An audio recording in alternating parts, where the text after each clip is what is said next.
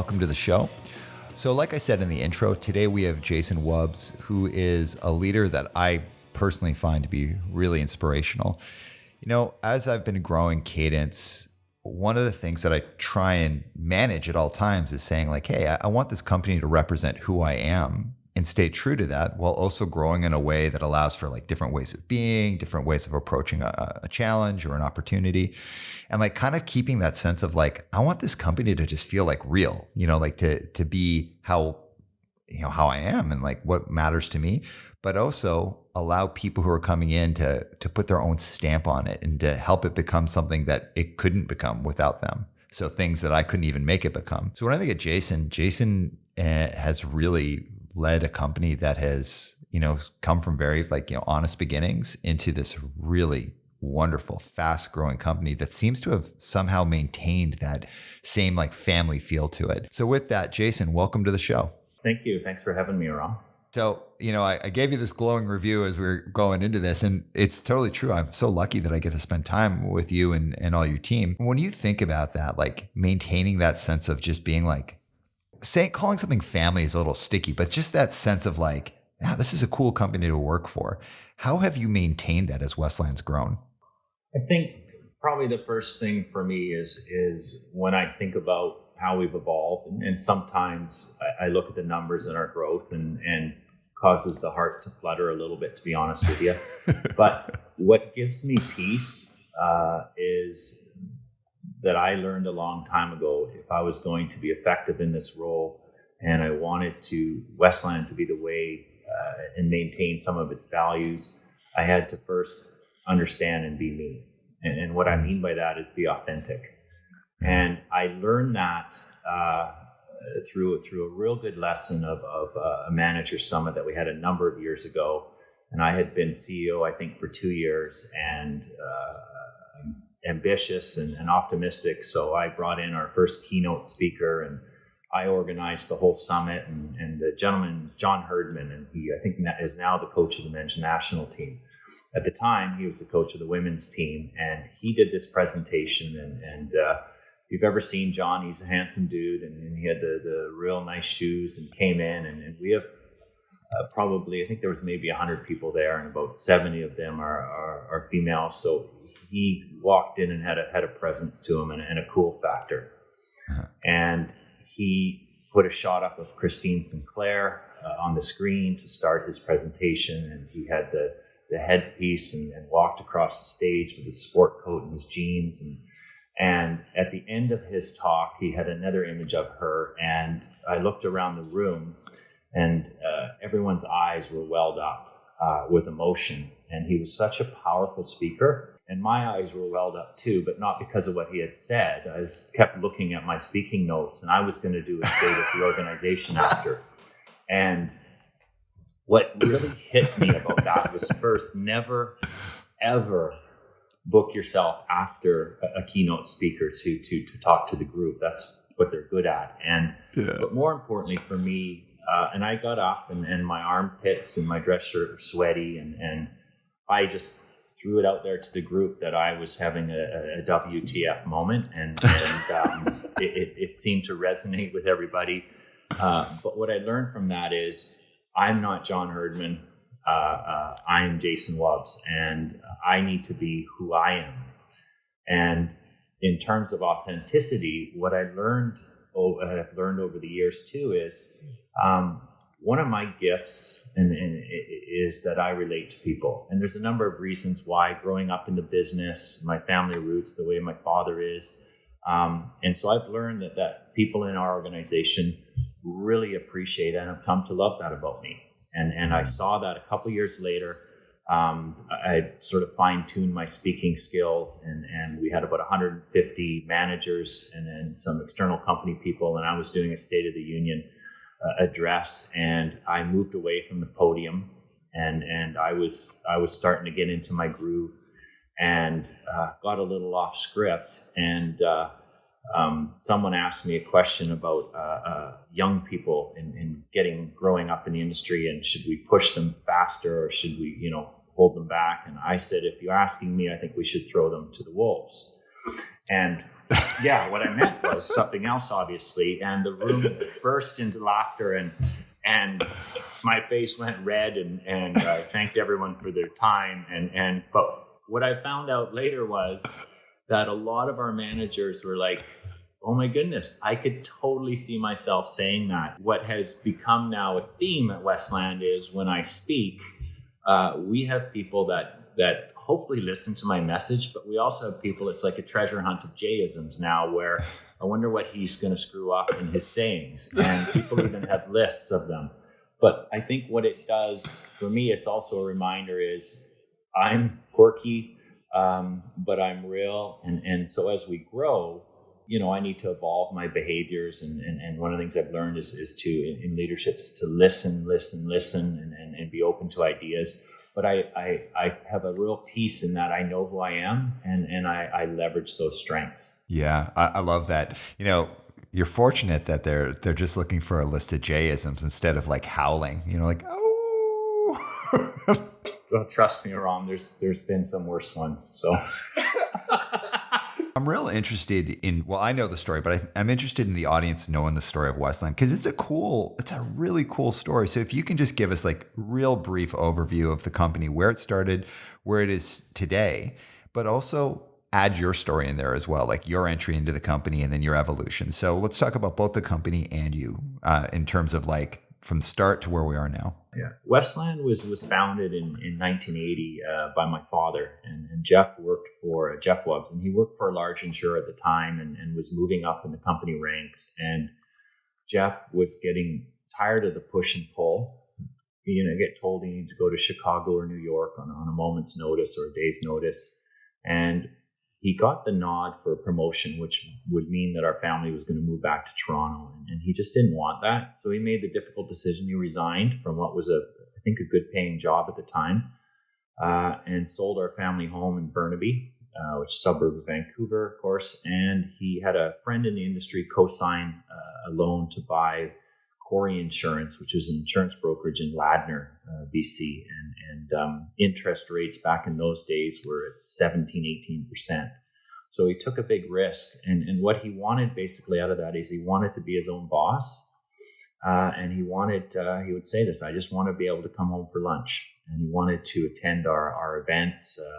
The twin brother, Matt, and I were starting to get involved in sports. And he wanted to be able to balance lifestyle more. In terms of Westland itself in the early days, and I'll say this about Jeff, he wasn't someone who had a 5-year vision or espoused wisdom about leadership. He led really just by the way he was as a human being. In terms of Westland, and I share this when we meet with potential partnerships with other brokers, 2 major themes for us in organization are rooted in Jeff's behavior. Jeff wanted selfishly the brokerage that he owned to be a place that he liked coming to work every day. And he said, if you are fortunate enough in life, you spend most of your waking hours at work, at least in those days. And I know, today we have a whole different way of sometimes how we approach work. But in those days, for sure, you go to the office. And for him, more important than anything else, he wanted to enjoy that experience. So he created a culture where not only for him, but the staff in the office loved coming to work. And I joined about 7 years later as a student, and I loved coming to the office, especially the office that Jeff worked at. And his partner at the time, Colin Thompson, worked in another office that they had acquired. And that was very important to have that kind of atmosphere. As things started to evolve, and we learned this from Jeff as well, he also said, you can employ many different strategies to be successful in the insurance space or in any other business. He says, but if you have an engaged workforce, your chances of being successful in executing your strategy are that much greater. And for me, because I love working with people, as I got more involved in the organization and got the opportunity to have more influence, that's something that has always resonated with me in terms of what we're trying to build. And first and foremost, we want to be a good employer. We don't always get it right, but it's something we strive to do. So when we translate that today, You know some of these individuals from some of our prior conversations, but people like Carrie Fraser, our CPO, some of the investments we've made in people and performance and processes and compensation, all is with the intention of maintaining and evolving and nurturing what we hope to be considered is one of the top employment cultures in the insurance space in Canada. It's apparent, so I work with all sorts of different companies and great, fantastic companies and companies that have some challenges. Westland stands out a lot as really talking the talk and walking the walk. Like those things are there. Like every company is like, oh, we care about this and, these things matter, but Westland actually does that. Where's the company today in terms of, it had these really honest, like humble, but just honest beginnings. And now the organization's grown like significantly. So where's the organization today? We are today in terms of size now, we're about 2,000 employees. We are, as of within the last year, we're spanning pretty much coast to coast. We go as far as Dartmouth, Nova Scotia, and all the way to the west coast to Fino and Ucluelet. So we are in 7 of the 10 provinces. So we're really expanding.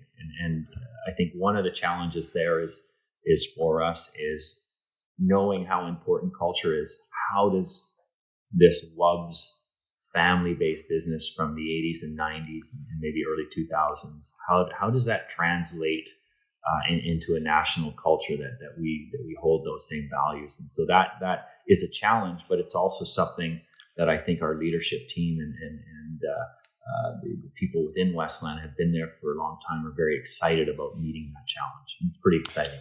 Yeah. And so you hit on something that I think is just such an important conversation. If we go back to Jeff's beginnings, like making your place of work cool, like it's where I want to go. If it's in your scope, that's one thing, right? So I'm very lucky. I have a small company I get to lead. So I can make my work cool. I can surround myself with people I like to work with. I can like engage them. But boom, you open up a second space, even if that space is down the street. Now that becomes a little bit harder, let alone something that maybe is in the next community over, the next town over, the next province over. And that challenge of being able to trust that the people that are there that maybe you only talk to once a week, once a month, once a quarter, maybe even once a year, that they are leading and creating a culture where if you went to work there, you would like going to work there. How have you achieved that, or how are you achieving that? Great question. I think this is something that first, we've had lots of conversations about this topic. I think for me, in the last number of years, as our leadership team has evolved, this has been something that, a bit of Jason this and Jason that in terms of helping create this culture. So one of the things we've done recently is with our cultural and brand refresh is how do we define and articulate when we say it's a good place to work? We want it to be a place you want to come to. How do we define that? And how do we then articulate that message and create accountabilities amongst the broader leadership team across the country?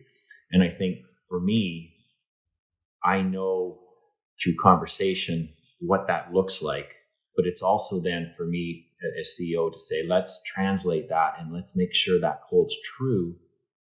We've made investments in people in performance and leadership and individuals that can help articulate what that looks like. How do we translate that in a day-to-day environment for people in the proverbial second or third office?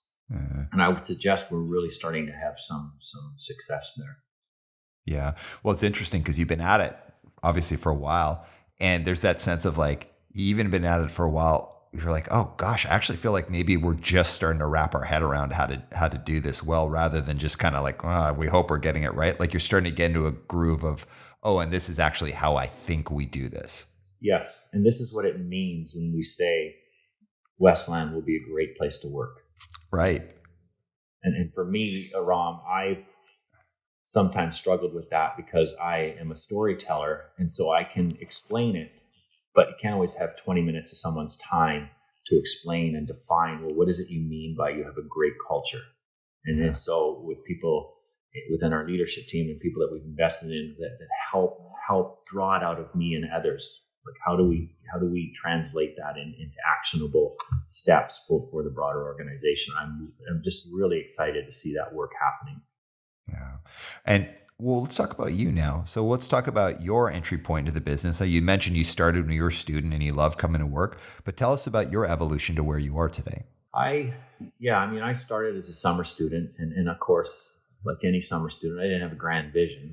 I was working at a construction site, doing the foundation frames and having to take them off after they poured the concrete, and that hurt the hands. And it was hot and then rainy, and I would come home every day and complain. So my father said, we need some help filing and doing some bank deposits. And I said, what's filing? And he said, well, would you like to come to the office? So I went to the Randy River retail store at Guilford Mall, which is near in Surrey where we lived. And I got some of these corduroy ties and a few shirts and showed up. Started filing, and the office was air conditioned. There was a pot of coffee in the back, and I was like, this is sophisticated. And that was sort of the start of my career. And Jeff and Colin, who my father and his partner, they would once in a while, if I was quiet, take me on a business lunch. And back then, I was in university and playing basketball. So it was all about, could I get an appetizer and dessert at lunch? And lunch was also, because it was a work lunch, it was an hour and a half sometimes, or even sometimes close to 2 hours. And I was paid by the hour. So I felt I was cheating the system in a good way for that extra 45 minutes of sitting in a nice restaurant, just quietly eating my food and asking for another Pepsi. So those were the early days. And when I got out of college, I played basketball at UBC and was afforded the opportunity to be captain of the team my last year, along with another great friend of mine, a guy named Brian Tate. And so I started to there sort of get a little taste of leadership and having influence. I probably didn't know it at the time, but something kind of, struck a nerve with me about that. And so after college, I started working in the business and wasn't sure where I was going to go. My twin brother Matt had gotten his CA, and so I thought I guess that means I should become a lawyer, and took the LSAT prep exam with about that much thought and preparation, and helped with that average. So law school wasn't in the cards for me. And then Jeff took me for breakfast and said, why don't you come full-time in the business? And there's lots more to learn than what you've been doing. And so I did that. And within a year, they had a management change in the Ladner office that he had first acquired. And I got the opportunity to become the manager. And that's where I really started to evolve as a leader and start to read and learn and started my journey there. And apologies to a lot of our employees in that office, because they were my testing ground in terms of my craft, and hopefully they've been gracious enough to let bygones be bygones in terms of some of my mistakes. Well, I wanted to ask you about that, because you've basically had it from like, hey, this is a summer job, all the way up to where you are now. And of course, your organization is huge growth. What have you learned about yourself? So what do you know about yourself today as a leader that you didn't know back then? I think the first thing that jumps out is relatability. And I think that foundation of working in the branches has really helped me understand. I think listening is a skill that you can learn, and I've learned that over the years. In my early days, I would suggest, watching other leaders or watching television and some of the assumptions we make about leadership was to espouse and to direct. And as I've grown up in this role, not as CEO, but in leadership in general, I've learned to listen. And I think that is something that I didn't know about myself in terms of when I'm focused on it, I'm pretty good at it. What's your discipline of listening? Because listening is like absolutely essential, but listening is kind of like a broad statement. How do you keep listening when you don't like what you're hearing? I think listening for me is And I've had this in situations where I've had strong opinions on things. And I would say early in my career, maybe because I was a Wubs and some of our people that I would lead or manage maybe wouldn't argue as much. But as I evolved and started to surround myself with people that weren't yes people, I still would have tendencies to this is what I think. And I've had numbers of situations, particularly my twin brother, who was a very strong personality, where he would see the world a different way on a particular topic. And then for me, the exercise would be to take that information in, and sometimes it's very apparent that my opinion on something's misguided because not having the full story or all the information. And I think through those uncomfortable moments, I've trained myself to really try to withstand the urge to espouse. And sometimes it will change my opinion. It doesn't always work. I'm an emotional person, so and I think you have seen this in the odd interaction that I've had with some of our leadership team. But I, more often than not, I think use that skill, and that's something that's learned over time for me through experience, and sometimes uncomfortable experiences. When we're thinking about leadership, and it's just like evolution, it's a growth, and especially as the company grows, you're going to grow and change and approach things in different ways. So what's something that was true about you as a leader at one point, any point of your career, that's not true about you today? I would say what was true and is probably still evolving with me, but what is not true today that would have been true even a couple of years ago is my trouble with taking in bad news. And people, and you know this, people that work with me sometimes get a little bit on eggshells, and I've always managed, I've always wanted to be someone who owned the opportunity for solutions, and we can do this, and we're not going to allow roadblocks to get in the way. I'm a very determined individual. And sometimes that outlook can be naive in the sense that it doesn't mean necessarily or translate that you can't have difficult situations and take in bad news. And that's something for me that I have struggled with a little bit in my leadership with the group is being able to allow others to digest and share information that I might perceive as negative or a roadblock to something we're trying to achieve. And so I would say today, although it causes me tension in my body and it causes me frustration even talking about it right now, but I am much more cognizant of that as a leader now. And I think it's enhanced my ability to work with individuals that need to process things in different ways from in the way that I do.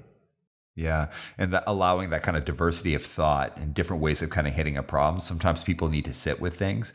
And as leaders, that can make us feel like, oh, you're letting this become a barrier, but maybe they're just processing it in a different way. So you've gotten better and more comfortable with that. And I think for me, and that's been one of the exciting parts of the journey, is I learned that how I process information and how I interpret situations is how I do that. It's not necessarily how it is done for other people. And so learning and understanding that different people process situations in different ways has been incredibly helpful for me in terms of how do I support. Yeah. Yeah. You're a really competitive person, and I mean that as a total compliment. So like even, back when you're in university, you're playing basketball, captain of the team, you love the game. And of course, anyone who loves a game loves to win. But what's interesting about you as a leader, and I think is really interesting about Westland, is you've created a very competitive culture. Like you're competitors, but it hasn't crossed the line into being toxic, that win at all cost kind of culture. I haven't even seen a hint of that in the organization, nor have I seen that even a hint of that with you. When you talk about ideas, when you talk about the next thing, it's clear you want to win. You want to get to the next space, but there's never a hint of that toxicity of win at any cost. How have you been able to maintain that as the culture has grown and you've brought in other leaders as well? Part of that is my upbringing. My father is an intensely competitive human being to the point of he cheats at cards, he makes up words in Scrabble. it's exhausting. However, Jeff is also the most understated and humble human being, I think I've ever met. And for me, I think humility is something that's just very attractive. And we've joked about this sometimes. There might almost be an arrogance in our humility, but we're not being competitive or trying to grow to put it in someone's face or to boast. The satisfaction is in building something, and the satisfaction is in celebrating it with the groups of people that we're doing it with. It's not necessarily for external consumption. I don't get my high out of that, so to speak. And I don't know if that's innate, but I do think I'm just observing my father, and it's something that I think too, what we're trying to do, we're not trying to cure cancer. I think we're doing a good value for society in terms of the industry we're in. We have to keep it in context with what things that are happening in the world as well. And I don't get my self-esteem necessarily from winning. Get my self-esteem from a bunch of other things too, my children and my spouse, and being able to live a good life. And so but yes, I'm very competitive.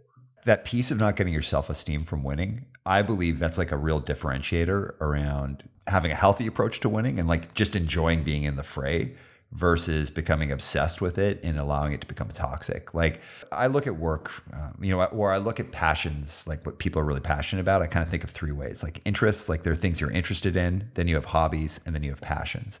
And the thing about a passion is that a passion helps fuel who you are. If you have one passion and that passion is work, and that's your only passion, then almost all, if not all of your self-esteem comes from winning. However, if you have a few things that you're passionate with, that you're really invested in, each of those things helps fuel who you become, but you are not dependent on any one of those things. Yeah, so true. And as soon as you said that, that reminded me of a few years ago, my son's junior team at the local high school, they didn't have a basketball coach. So I was like, goodness. So I stepped up, and 40 kids show up for tryouts. And first time in my life, I had to cut kids from a basketball team. I've coached a lot in the Y League, but it's just, here's your registration list. And talk about, a knowledge. I didn't know I had this passion. I thought I was going to end up in the hospital. I was so stressed about our season. And this was like a Division III, half the kids hadn't really played basketball before. And the way the district had divided the teams up, we were in an incredibly competitive league.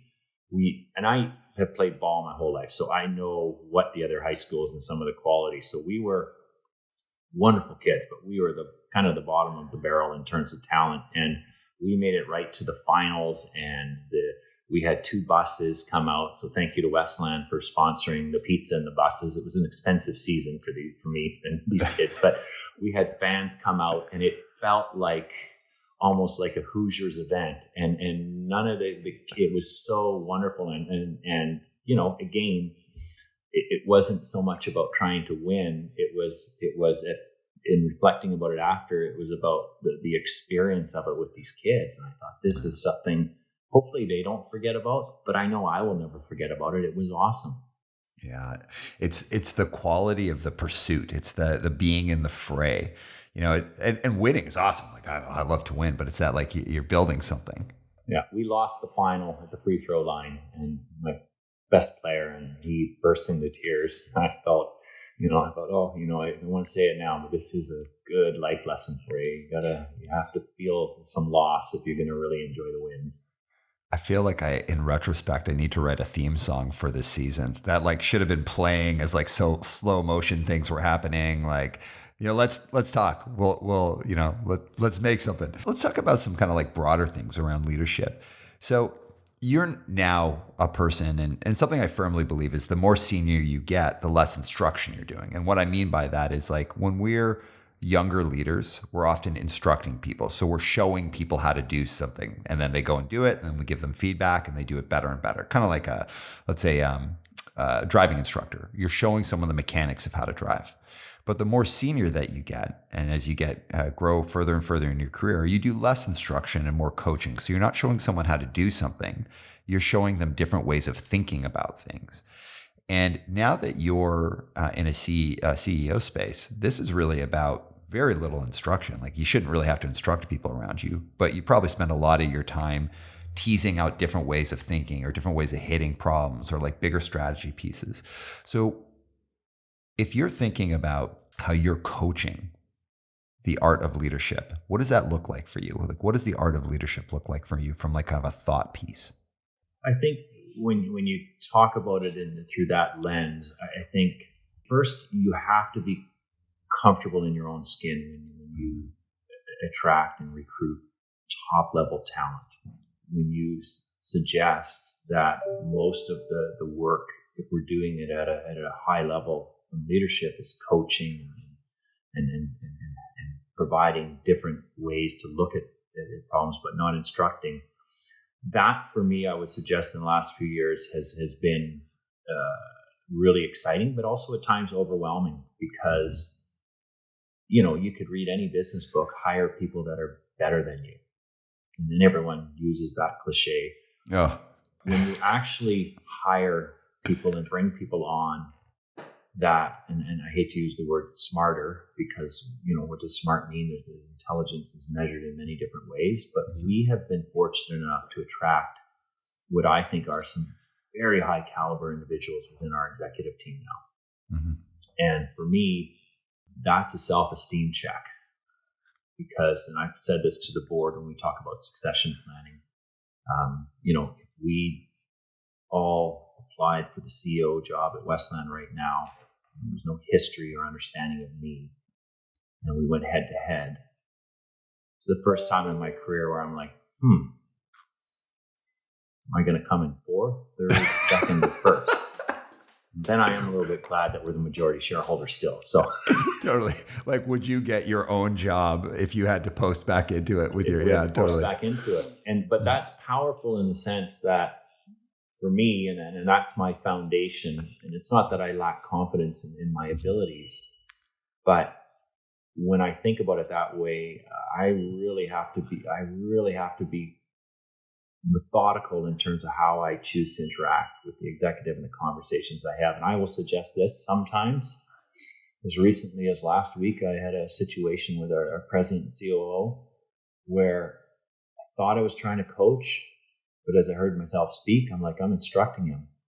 And he was gracious with me, and I had to back up and then sort of said, can we have a reset here? And it was on a topic that had implications broader than what I sensed he was seeing. And so he was, and we've worked together long enough that he understands me, and we have a high level of trust. But I had to have a couple cracks at it to restate what was on my mind and what I was trying to achieve through the conversation. And so I would say for me, it's organic in that I'm still learning that. We have a new CFO starting next week. Mm-hmm. This gentleman has run a company larger than ours as a CEO. Uh-huh. So my challenge is going to be, how do I get the most out of him? And what is our one-on-one relationship going to look like? Mm-hmm. And I have a list of things that I want to talk to him about, and then I look at them, and a few of them I've already crossed off. Okay, that's an instruction. So I'm learning, and I would say, to you, Aram, it's hard. It's fun, but it's hard. Yeah. Well, and if you think of, because using the word art, so if you think about art, and when I think of art, I'm going to think of writing a song.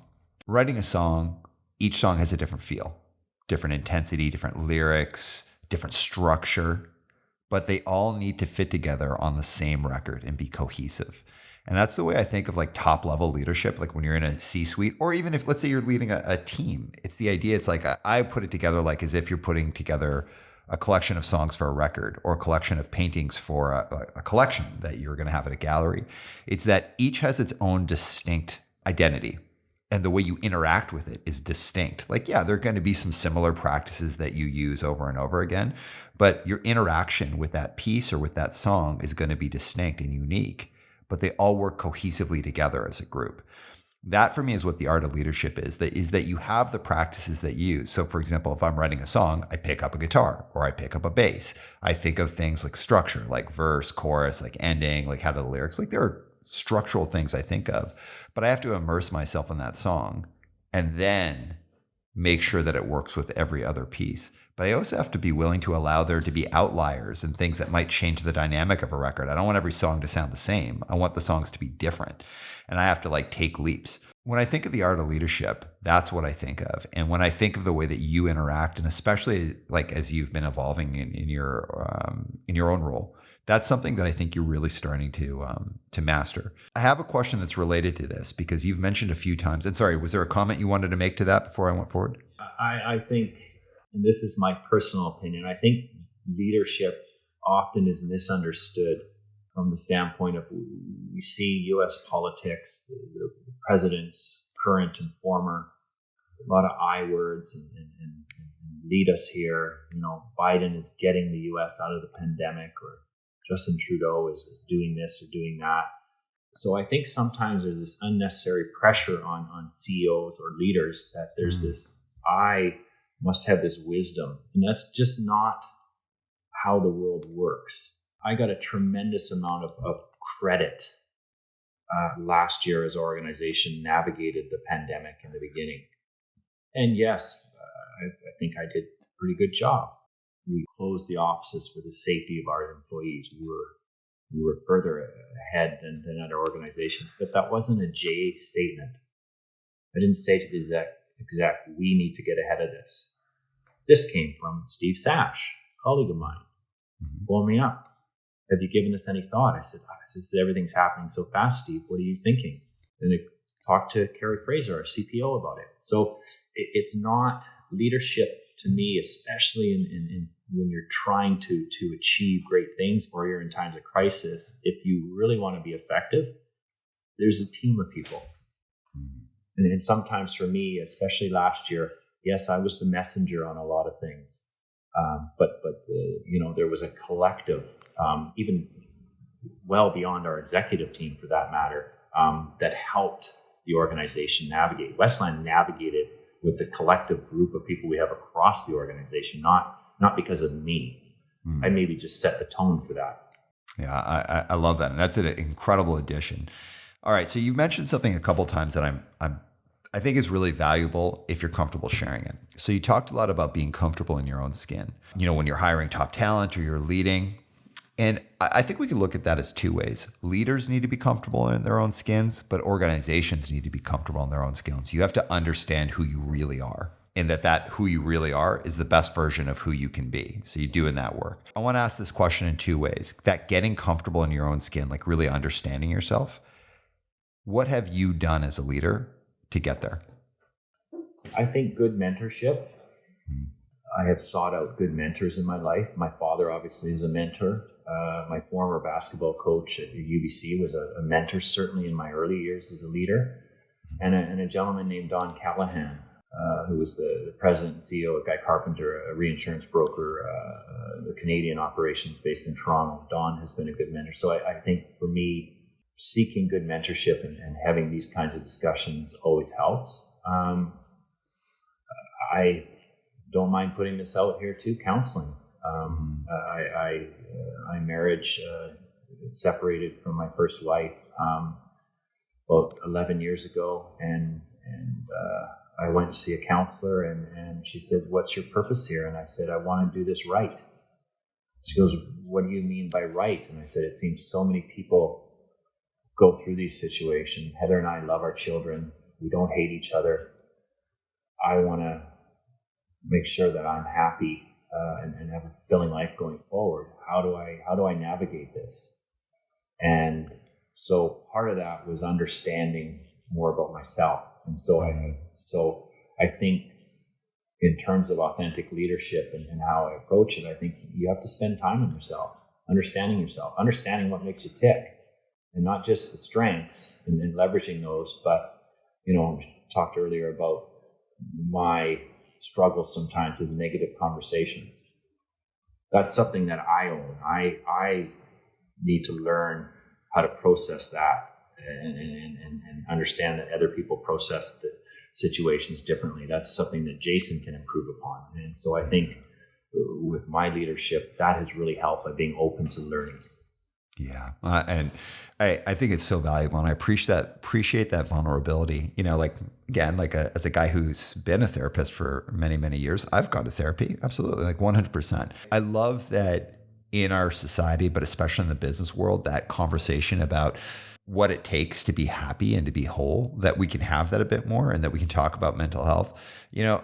People are always like, oh, like you got to be honest with yourself, blah, blah, blah. Like you hear this in business for years, but like, okay, what does it actually mean? And that often means like going to someone to help hold up a mirror to you. And I love that you're able to share about that. You use the word vulnerable too. And I think that is you, when you can allow yourself to be vulnerable, there's a great strength in that. Yeah. And it certainly does not take away from one's competitiveness. No, it's so interesting. Like when I watched that, the thing about the Chicago Bulls recently that was on Netflix, I left there thinking like, God, Michael Jordan's kind of a jerk. But then I was like, but I also like that he was just kind of like who he was. And like, you could see he was like kind of struggled with stuff and maybe wish things were different, but he was who he was. And that like sense of like, oh, I kind of feel like I know him a bit more like a human being. I was really surprised because I always thought of Michael Jordan as this like perfect guy, but I was like, oh, I kind of don't like Michael Jordan. But that's cool that he was who he really was in that documentary. Yeah, I got the same reaction. I watched it twice. And the first time I had the same sort of feeling. I thought, man, what a jerk. And then I watched it again and listened to what he was saying more and he became more endearing in a lot of ways to me. Yeah, totally. And that like, this is who I am, like being vulnerable in that way. And like, you could see like, there's probably like some things he like regretted or felt bad about. And he even seemed a little confused by his own behavior at some points. But in that like, oh, this guy's actually a human being. And I really liked that. When we think about getting comfortable in our own skin, how does an organization do that? Especially an organization that's like getting bigger and scaling. That's hard. I mean, my company, 13 people, we're still figuring out who we are. We're getting comfortable in our own skin. So how does one of 2,000 people do that? We use the words culture and brand a lot. And I think one of the things that we have done and that we're doing and that we'll continue to do is for us to be comfortable in our skin. It's really important as an organization to understand who we are and what we're striving to be and to have those in sound bites that can remind us on a day-to-day basis, and that we can also, as we onboard new employees, as we develop new partnerships with other brokerages, as we continue to move across the country, that we always are consistent in our values. And being consistent in our values means understanding and being able to articulate what those are. And I think for us, the work that we've done over the last 6 months as an organization, particularly with I call them the two Carries, Carrie Fraser, our CPO, and Carrie Watson, our Senior Vice President of Marketing and Customer Experience. The work that they've led in that area has really enabled us to now have a foundation to articulate who we are. Mm-hmm. And this is the skin we want to operate in, so to speak. Yeah. I love that. And I also, having been able to walk with you through this, that's hard work. That is like really uncomfortable, hard work. Can you break down the phrase for me? Don't make demands, sell the vision. Yeah. So 2 stories there. Maybe my memory of this is more intense than the actual events at the time. But back in the 90s, after I was managing in Ladner, the main office, I got to manage the other office in Ladner, then manage a few more. So not manage, but I was having some informal oversight. Colin and Jeff in those days, we didn't have the same kind of structures that we do today. And the offices were all called different names. It was still called Corey Insurance. Tawasin was Tawasin Insurance. We had A.W. McLeod in New West and Sundell Insurance in Langley. And I was, in part because of my enthusiasm and youth and my energy, I was starting to work with more offices. So I was starting to create this sort of this retail operation, and we had done very well in the sales, and I was following the sales of all the offices. And none of these people actually necessarily formally reported to me, but I'd sort of, maybe because I was a Wubs too, I don't know, but it's also again because of my enthusiasm. I think we started to build some common alignment between the offices, and we're looking to change to one name and so on. So I was doing all these things, working long hours, getting what I thought were great results, and then Colin with his Cockney accent is, come on over, Jay, and talk about your salary review. And we sit down and have a seafood clubhouse at the Landing Pub in Ladner, and he gives me a 2% increase. And I could feel my left eye welling up. I was so upset. And I didn't say anything. I just said thank you. And I couldn't sleep. And I emailed Bruce Enns and said, I need to see you. And then I went to sub building for breakfast at UBC in the Student Union building. And I had breakfast with him. And first half an hour, I'm just yelling at him. And this is crap. And they have no idea. And I'm getting a way better increase. I'm going to call both Jeff and Colin into a meeting. And he started laughing. He says, you got to tone it down. And he said, you've been doing all these things. Do they know? And I said, well, they should know. He goes, well, don't rely on that. Sell them your vision. Don't make demands, he said. He was like, don't go in there and say, I need to get this. He goes, first you're going to put him in a corner and you blindside your father. He's like, don't put him in that position. And he goes, sell them on a vision. Ask to meet with them. You say, you want to put forward a proposal. And he goes, just show them what you've been working on and sell them the vision of the future. And he goes, at the end, you just hit them with it.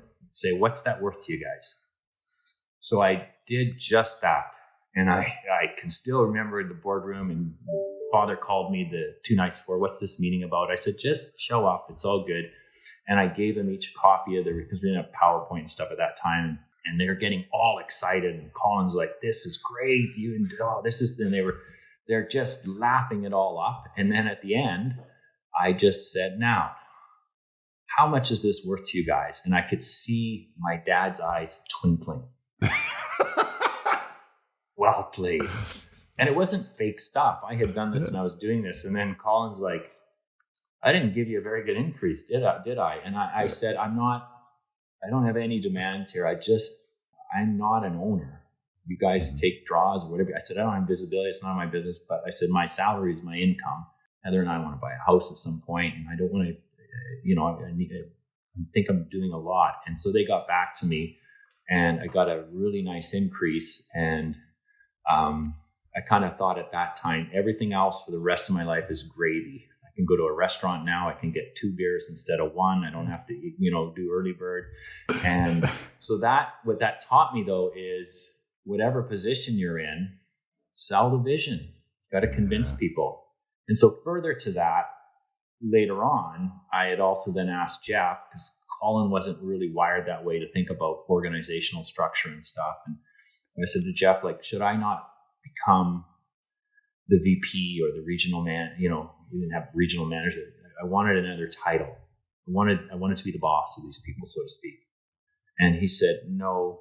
And I don't know if his reasoning, I didn't necessarily agree with him at the time, but his reasoning to me was, if you're doing everything you say you're doing, you don't need to be structurally their boss. If what you're doing is right and you can sell them on that and they buy in, you're doing an effective job. And so that sort of really resonated with me. And by the time I became, a VP, I think was the next title I got of our retail operations, it was obvious to people. It wasn't, well, Jeff's made his son a VP. And so those 2 things really resonated with me. And I still think about those today.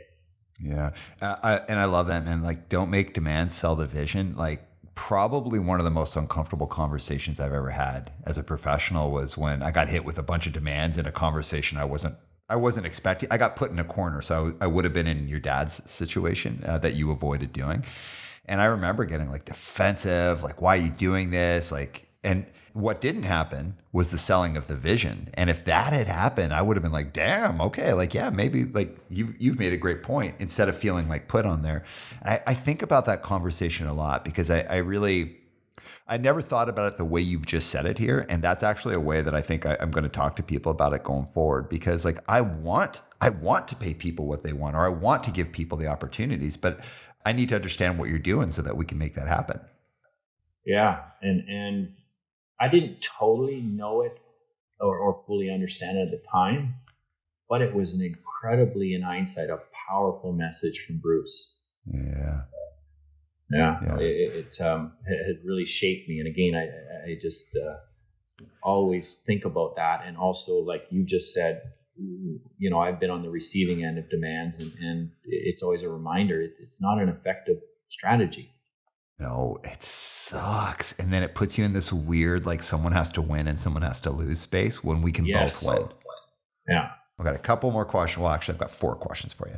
So the first is time management. Like I have my own business. I work wild hours, and I'm trying to get my arms around that right now. Being where you're at in your career, you've clearly learned some stuff about time management and why it's important. And the word ruthless has come up in your pre-interview. So why is it important to be ruthless with your time, both at work and at home? Because people will take and take and take, and it's not that people are greedy. Everything is important to people. And at the end of the day, and I don't want to imply that people generally don't care, but they don't know your time and your situation. So for me, if someone says we need to do this, or you need to sit in this meeting, you need to do that, and then I get stuff on LinkedIn all the time and sales calls. You need to do this, you need to do that. Your company needs to do this. If you don't be disciplined with your time, you can end up being super busy. And you can't do it all. So for me, I do it out of the sheer fact that I don't ever want to be in a position where I resent the people I work with, and resent my family or resent the world. And so I have learned to be disciplined in the sense that I'm taking care of myself. I'm biking tomorrow, Friday morning at 10 o'clock. My calendar's blocked. I don't care. I'm very fortunate in that I have flexibility. So I'm not saying everyone should bike or can bike at 10 a.m. on a Friday. Not everyone has that luxury, but I think we all can find opportunities to be disciplined with our time. We're more disciplined than we are. So for me, it's I need to spend time with my kids. So it's important that I go to my daughter's horseback riding. I need to, as CEO, make sure that I'm putting my time in to things that move the organization forward and the relationships that help the organization go forward. So in order to do that, and there's always exceptions, I would suggest I don't struggle with it. That's something that's very important to me. As I would say I'm mid-career at this point. I'm just starting to wrap my arms around that. And, even a couple of years ago, I was like, oh, I'm not living my life. I'm just like going through my day to day. And that sense of like resentment, I could feel that. I could feel that building. So like that need to be super disciplined with your time. And like, yeah, we don't have opportunity. I'll have opportunities to say like bike on Friday at 10 a.m. But there is a way that you can work your life to give yourself at least you got to optimize as best as you can your time so that you can live. Well, it makes me a better dad. It makes me a better husband and a better colleague. Plus I want to, as Jeff said at the very beginning when he acquired Corey, I want to enjoy coming to work, and I want to as much as possible, I want to enjoy this experience. So there has to be a balance. Totally. All right. So last 3 questions for you. The first one's a 2-parter, and it's a tough one. Part 1 of the question, you today, not you previously, but you today, is there anything that's misunderstood about you as a CEO? Sometimes I still feel, I'll always probably have a slight chip. It's maybe what drives the growth is that my father founded the company. And I know people respect my work ethic and appreciate it at work. But that's something that I wouldn't say haunts me, but there's always a subtle question mark, is there a perception there? Yeah. It's that one itch that better to scratch, but it's always slightly there. Like Jeff sold his house, quit his job, bought a business. Yeah, we've bought,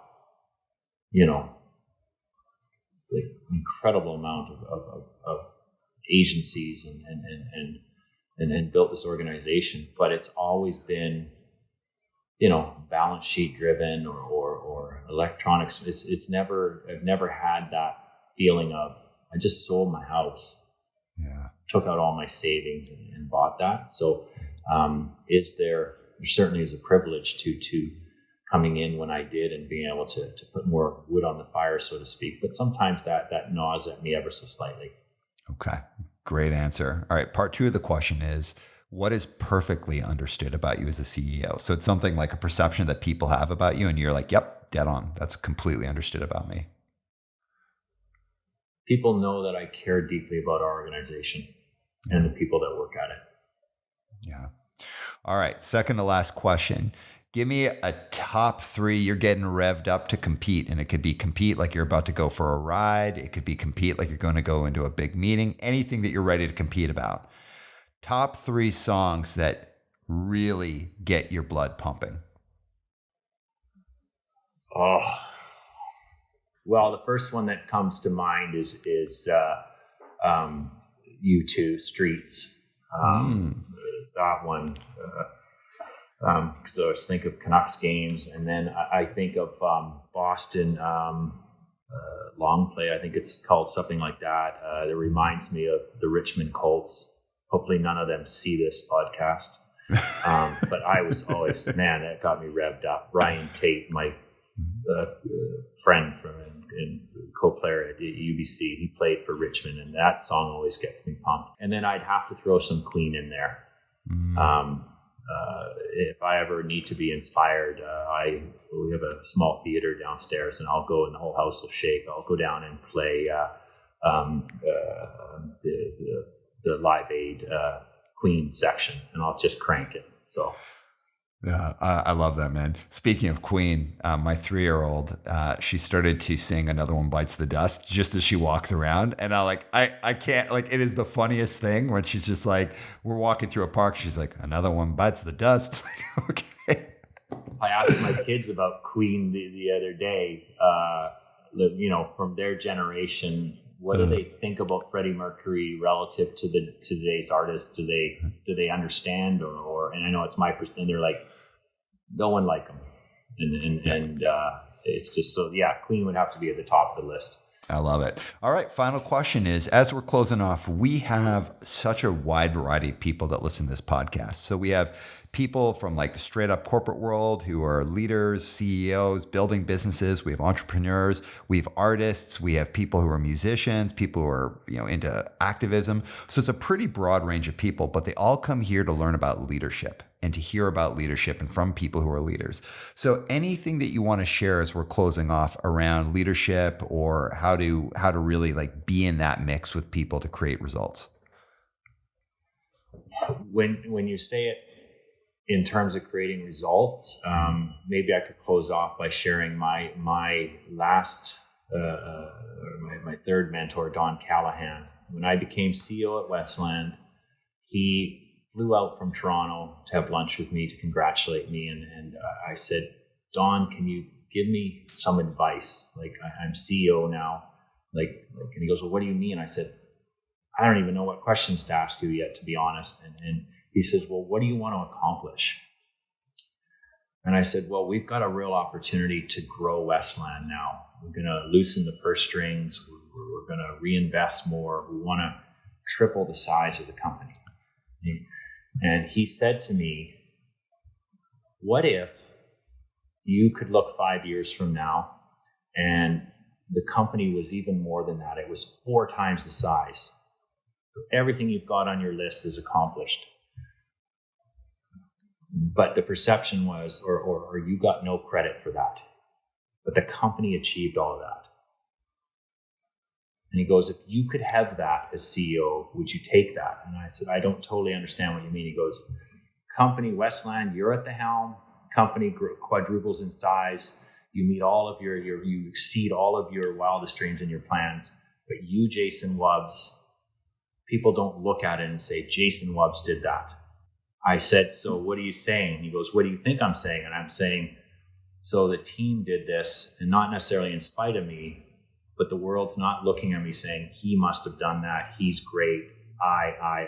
And he said, absolutely. And he says, in his opinion, he says, I struggle with this, but if great leadership, if you're talking about results, if you can lean on your people and have your leadership get all of the results almost in spite of you, he said, that to me is great leadership, but it takes incredible self-esteem. And I he articulated it better maybe than I'm articulating now, but what I loved about that was so often we need that as human beings. We need feedback, we need recognition. But he was, from a selfless and a serving standpoint, if you can put your people in front of the success, great things will happen. Wow. And that to me is incredibly powerful.